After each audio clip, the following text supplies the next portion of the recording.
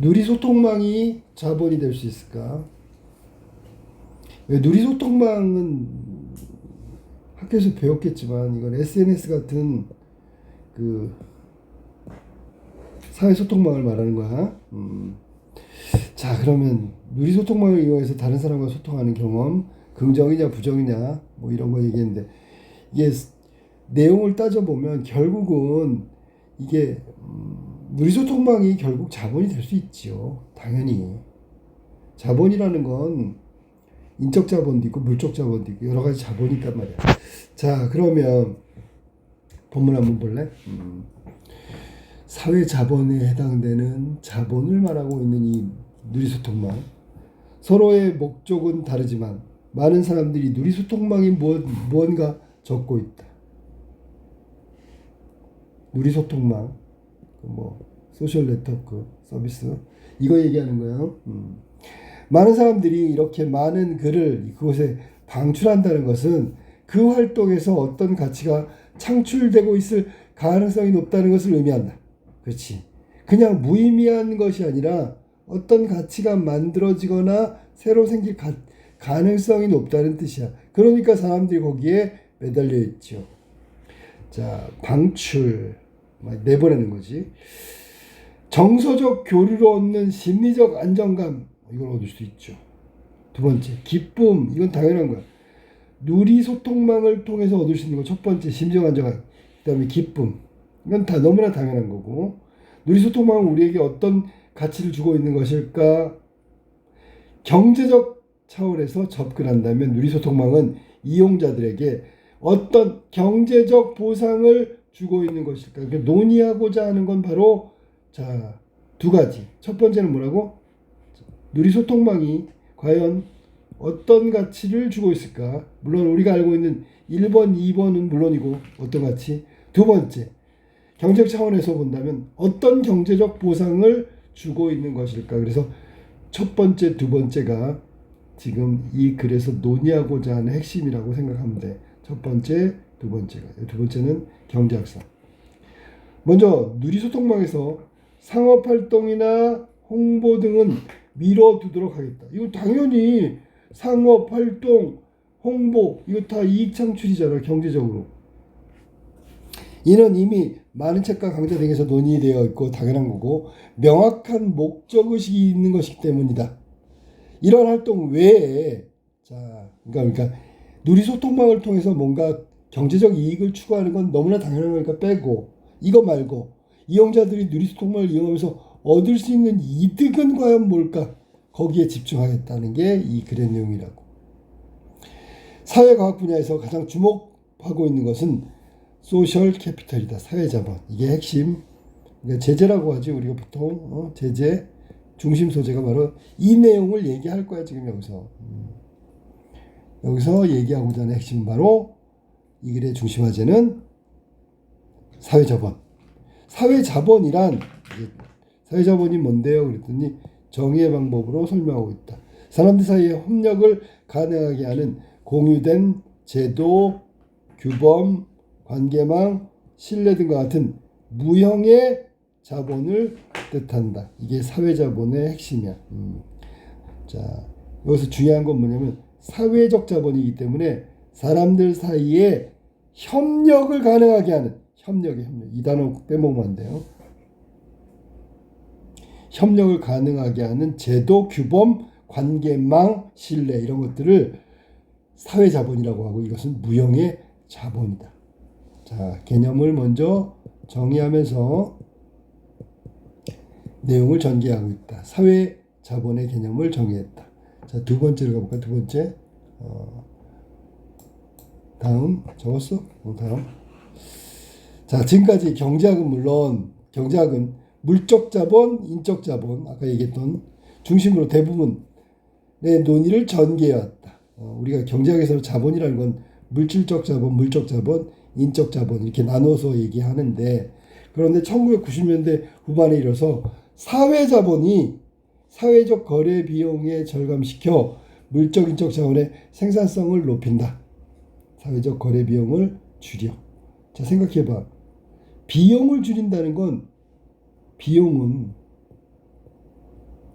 비용을 줄인다는 건 결국 이익 혹은 자본을 높인다는 거잖아. 그러니까 우리가 알고 있는 물적 인적 자원의 생산성을 높여준다는 거는 비용을 줄여준다는 얘기고, 그 비용은 사회적 거래 비용을 절감시켜준다는 거. 경제학에서도 사회 자본에 많은 관심을 두게 되었다. 그렇지. 경제학에서 관심을 두는 이유는 비용의 절감, 즉 거래 비용의 절감. 이거는 이익 생산성을 높이는 거니까 관심을 가질 수밖에. 이른바 사회 자본을 잘 갖춘 나라들의 경제 발전이 더 용이하다. 이거 아까 얘기했던 누리소통망이 알았니? 잘 갖춘 나라, 인프라가 좋다는 얘기지.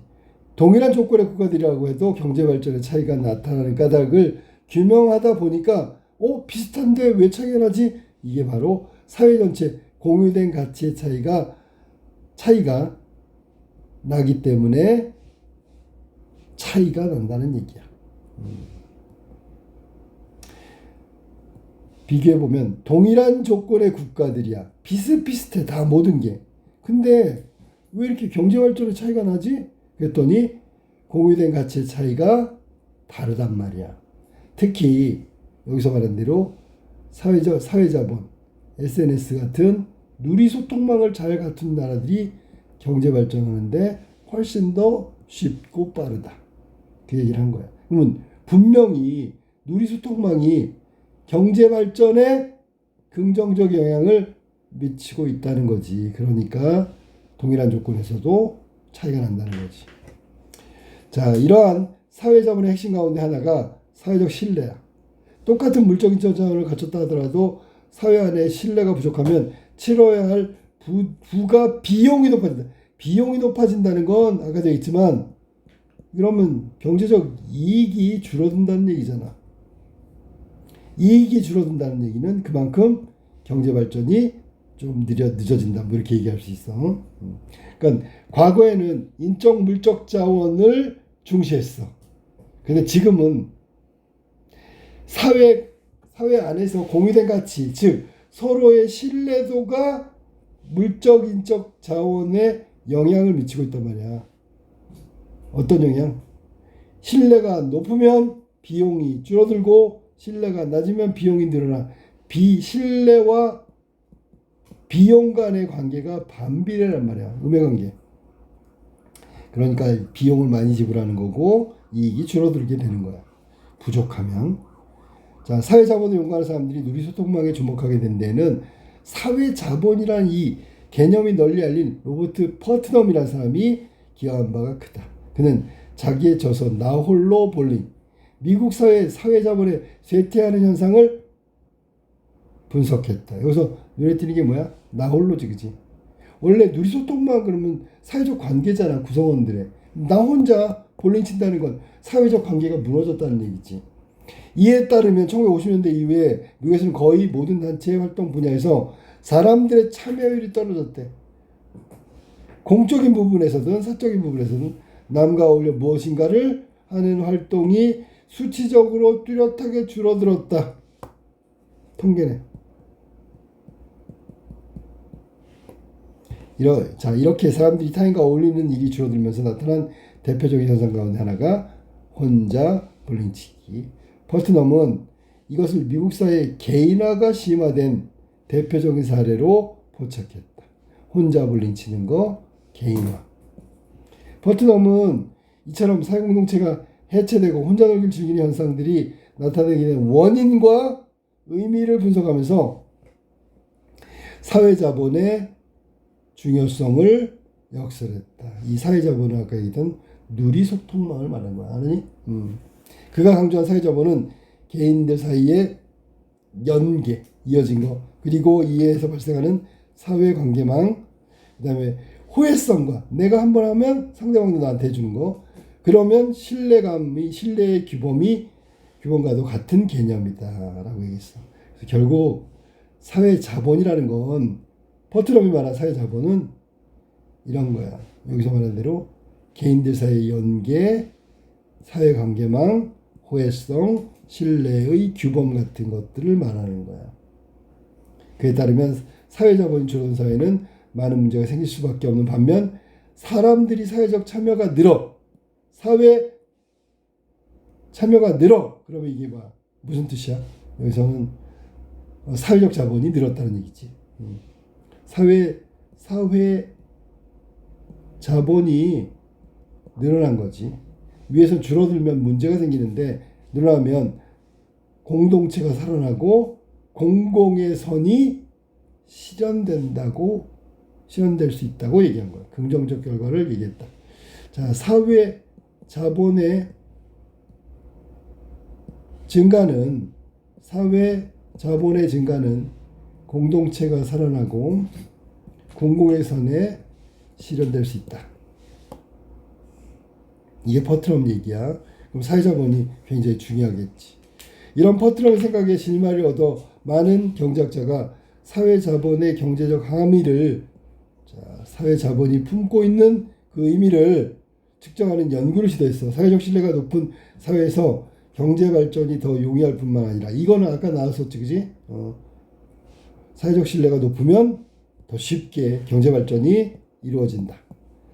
개인적 차원에서도 사회 자본이 긍정적인 영향, 즉 경제적 이득을 준다는 사실이 많은 연구에서 검증됐대. 그러면 결국은 사회적 신뢰가 경제 발전이라는 공적 영역, 공동체 영역에서 뿐만 아니라 개인적 차원에서도 긍정적인 결과, 즉 경제적 이득, 소득이 증가한다는 뜻이야. 검증됐으니까 이거 다 확인된 거야. 그래서 사회 자본 연구가들은 누리소통망의 활동에도 관심을 가지게 됐어. 자, 지금 봐봐. 누리소통망이 결국은 위에서 말한 대로 사회 자본이 증가하는 거야. 그럼 사회 자본이 증가했더니 사회도 이득을 보고 개인도 이득을 봐. 그러니까 중요한 영역으로 자리 잡을 수밖에 없는 게 사회 자본이 되겠지. 그지?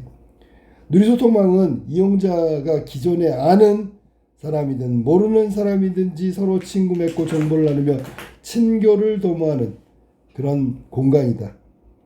인터넷에서라도 친구를 맺는다는 것은 인적 관계망의 활동에 해당된다. 따라서 누리 소통망의 활동이 이용자 개개인의 인적 관계망을 향상시켜 그러면 사회적 자본, 신뢰, 소통 그러면 긍정적인 영향을 주겠지. 그러면 사람들이 누리소통망의 활동을 하면서 경제적으로 유의미한 결과 이익을 본단 말이야. 과연 누리소통망의 활동은 사회 자본을 늘리는데 도움이 될까? 일단 답은 도움이 돼야 되는 거야. 그러니까 사회 활동은 누리소통망의 활동은 사회 자본을 늘리는데 도움이 되겠죠. 그래서 공동체 관계, 신뢰 이런 게 도움이 된다고. 만약 도움을 준다면 개인적 차원에서 더 도움이 될까? 사회적 차원에서 더 도움이 될까? 연구자의 관심은 이런 방향으로까지 전개된 거지. 도움 되느냐 마냐가 아니고 공동체냐 아니면 개인이냐 어느 쪽이 더 사회적 자본에 의해서 도움을 받을까? 도움이 될까? 이것까지 갔단 말이야. 이와 관련돼서 재미있는 결과를 보여주는 연구가 있다. 독일사회경제연구소 2014년에 발표한 논문에 따르면 누리소통망의 활동은 분명 사회 자본을 늘리는 데 효과가 있다. 이게 겉으로 표면적인 거야. 맺어져 있던 집단 구성원들이 누리소통을 하면서 대면 접촉이 늘어나고 신뢰도가 높아져 구성원 간의 결속력이 강화돼. 이게 겉으로 드러난 거야. 연구 논문에 따르면 이 누리소통망의 활동을 함으로써 얻을 수 있는 건 당연히 공동체 전체에 구성원들 사이에 이런 관계와 신뢰, 결속력이 강해진다는 거야. 근데 이전에 있었던 건 뭐냐면 이걸 먼저 해야지. 누리소통망하면 사회자본이 늘어나는 효과. 이게 늘었기 때문에 그 다음 걸로 이어진다라는 거야. 알겠지? 이게 이런 식으로 가고 있는 거야. 알았니?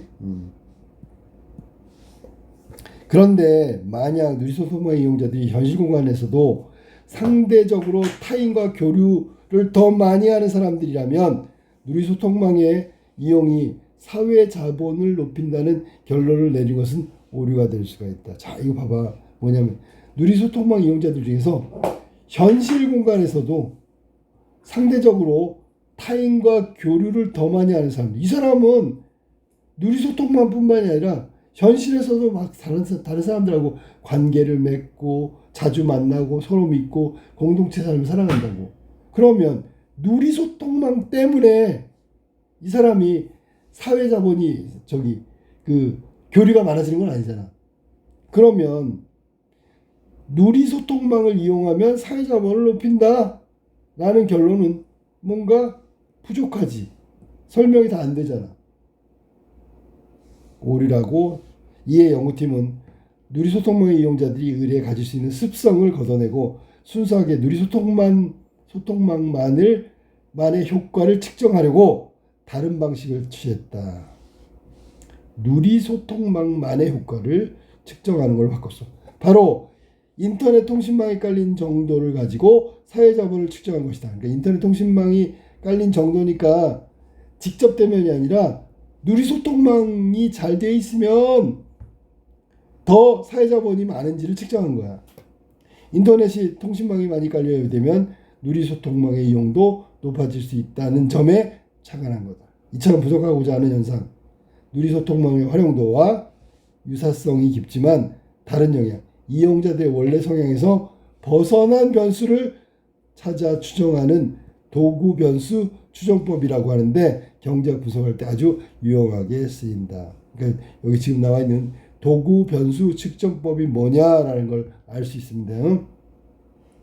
분석하고 싶은 건 누리 소통망 활용도야. 자, 이거랑 비슷하지만 다른 영향, 이용자들의 원래 성향. 아까 얘기한 대로 한다면 이 사람 현실 공간에서도 교류를 많이 하는 이거는 영향을 미치면 안 돼. 누리소통망의 사회자본, 요것만 우리가 분석을 해야 된단 말이야. 추정하는 것을 도구 변수 측정법이라고 한다. 그러니까 누리소통망 활용도, 이것만을 따로 할 수 있으면 좋은데 안 되는 경우에는 이 변수를 추정해서 파악하는 거지, 거꾸로. 경제 분석할 때 아주 유용하다. 이 연구팀도 누리소통망의 힘을 추정하려고 인터넷 통신망이 깔린 정도를 도구 변수로 삼아 누리소통망의 구성원 간의 사회자본을 늘리는데 효과가 있음을 밝혀냈다. 결국 얘를 통한 효과가 나왔다는 걸 밝힌 거야. 인터넷 통신망이 많이 깔린 지역일수록 누리소통망의 활용도가 높다. 많이 깔리면 소통망의 활용도가 높아지겠지. 많이 깔린 지역에서는 사회적 자본이 높아진다. 이 단계가 이렇게 연결되는 거야. 알겠죠? 그런데 연구팀은 다른 점도 함께 밝혀냈다. 누리소통망 이용이 기존에 알고 지낸 집단 내의 내부 결속을 강화하는 측면이 있지만, 일단 알고 지낸 측면의 내부 결속은요, 새로운 집단 간의 연계는 늘리지 못한다는 점. 자, 누리소통망의 한계죠. 한계를 발견한 거. 이보다 더 충격적인 사실이 하나 있는데, 누리소통망의 이용이 집단 외부인에 대한 신뢰를 더 떨어뜨린다는 거다. 그러면 결국은 내부 결속력이 강화됐다는 얘기는 외부 사람들을 믿지 못한다, 그런 얘기고, 즉 이미 소속된 집단에 대해서는 그 더 끈끈한 유대감이 누리소통망을 통해서 강화돼. 이미 알고 있었어. 이미 소속돼 있었어. 자기들 구성원끼리는 결속력이 엄청 올라가. 그런데 집단의 외부인에 대한 불신하는 마음은 더 커졌단 말이야. 내부적으로는 똘똘 뭉치는데 외부인에 대한 경계, 외부인에 대한 불신, 이거는 늘어났단 말이야. 그렇다면 왜 이런 결과가 나타날까? 사회 자본은 여러 가지 개념이 중충적으로 섞여 있어. 한 가지가 아니란 말이야. 관련된 집단의 동질성에 따라서 결성적 사회자본, 교량적 사회자본, 연결적 사회자본이라는 세 가지 차원으로 분류된다. 용어 알아도 동질성, 기준은 뭐야? 동질성에 따라서, 집단의 동질성에 따라서 결속적, 아주 똘똘 뭉치는 거지. 이건 연결하는 교량적 사회자본, 연결적 교량. 자, 세 가지 한번 볼까? 결속적 사회자본, 이건 끊을래야 끊을 수 없는 거니까 가족, 친구, 이웃, 이미 동질적 성향을 가진 구성원들 속에 형성되는 개념이고, 두 번째, 교량적 사회자본은 연결이지, 그지? 이질적인 동료나 조직의 구성원들과 맺는 개념이야. 그러니까 이거는 친교, 사교 뭐 이런 거 생각하면 돼. 그 다음에 연결적 사회자본. 연결적 사회자본은 이보다도 더 먼 집단 혹은 공공기관 같은 조직과 관계를 맺는 것을 말한다. 그러면 친소관계에 따진다면 가장 결속력이 좋은 결속적 사회집단이 친소관계가 가장 높고요. 즉 가장 친한 사람끼리 뭉쳐있는 거고, 두 번째, 세 번째로 이어진다.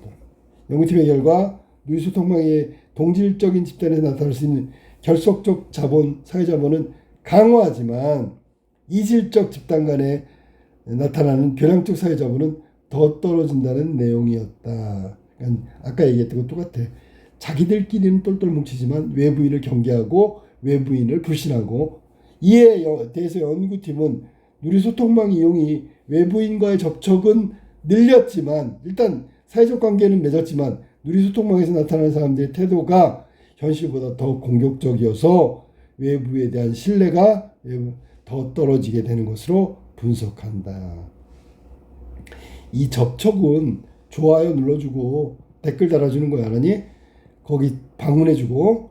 하지만 사실은 이 관계는 누리소통망을 통해서 맺은 관계이기 때문에 결국은 현실보다 더 공격적이다. 끊으면 되니까. 끊으면 된다고. 그러니까 외부인에 대한 신뢰가 더 떨어지게 될 수밖에 없겠지.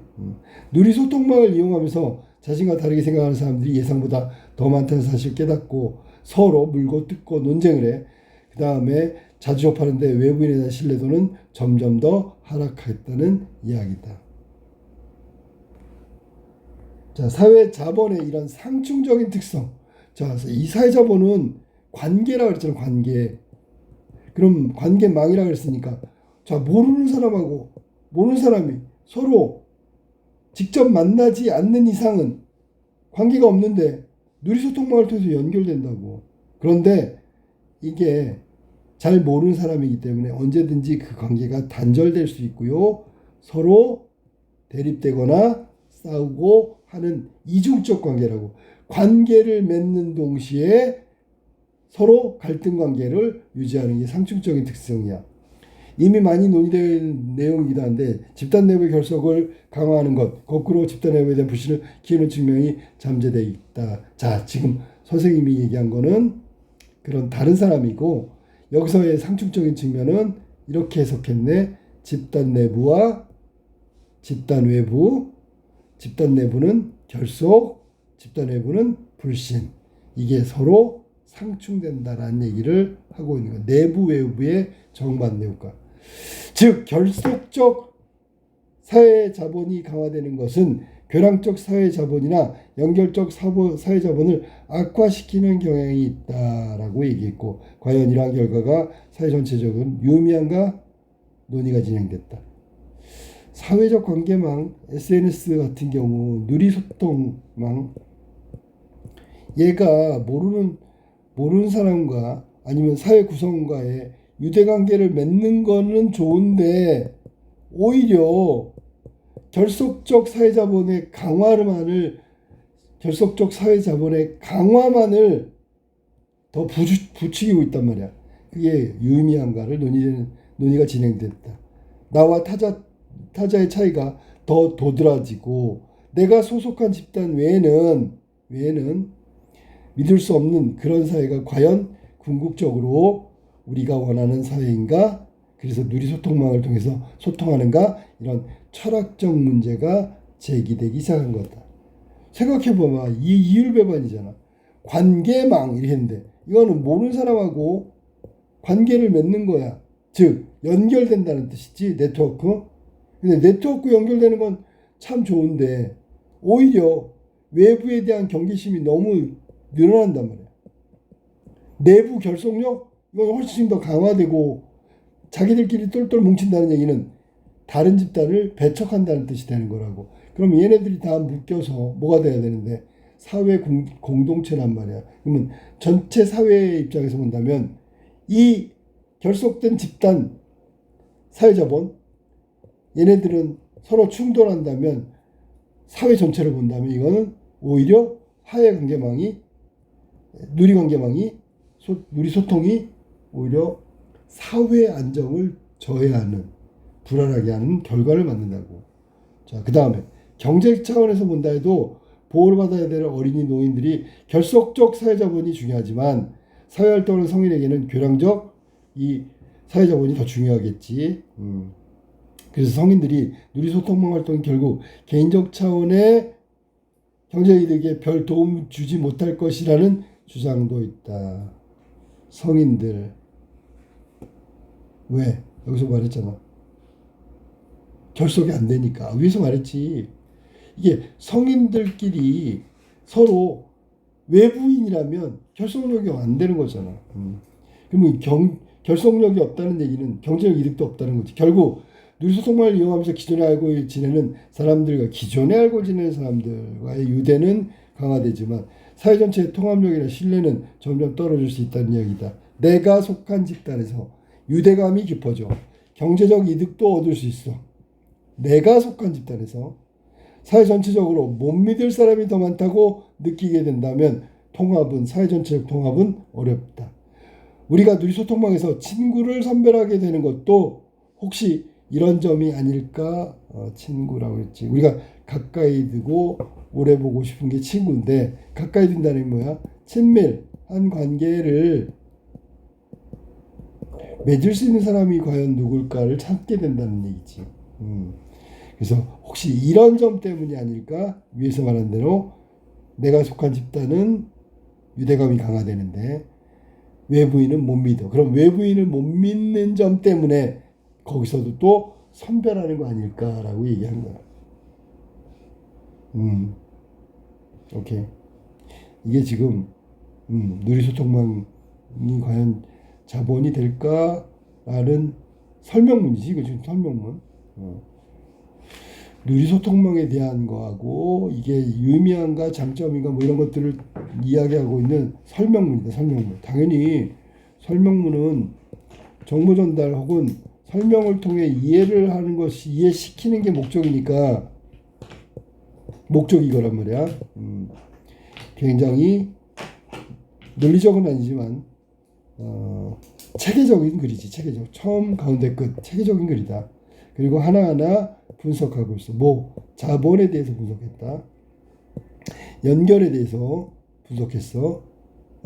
사회자본, 경제자본, 물적자본, 인적자본 이런 거 연결, 결속적 네트워크, 소통망 이런 거 얘기한 게 분석이라고. 됐죠? 당연히 설명문이니까 설명적이죠. 설명적인 성격을 띠고 있는 그리고 나누어서 체계적으로 분석하고 있다. 체계적, 분석적, 설명적. 이 글의 성격이 알아니? 개념 나왔어? 아까? 나왔지. 사회자본이란 뭐 어쩌고저쩌고 얘기했어. 그러니까 개념을 밝혔으니까 정의의 방법으로 시작을 했는데 아까도 그 얘기한 것처럼 체계적이고 분석적으로 설명하고 있다. 그 다음에 연구 결과를 인용하고 있다. 인용하고 있다. 그러면 연구 결과인데 이게 그 독일의 그 어떤 학술지였지 연구 논문 그냥이 아니라 전문 분야의 논문이란 말이야. 논문이라는 게 최고 신뢰할 수 있는 어떤 학자들이 지어놓은 글이잖아. 그러니까 여기서 글에 대한 신뢰지. 신뢰감이 증가할 수 있는 이유가 바로 전문 분야의 논문을 인용했기 때문이다. 이렇게 알고 있으면 되는 거야. 알았니? 그럼 여기서는 이 글 설명문의 주제는 뭐냐면 이 주제 그러면 누리소통망이 나와야 돼. 누리소통망. 또 핵심 단어는 뭐야? 사회자본. 이거 가지고 주제를 만드는 거야.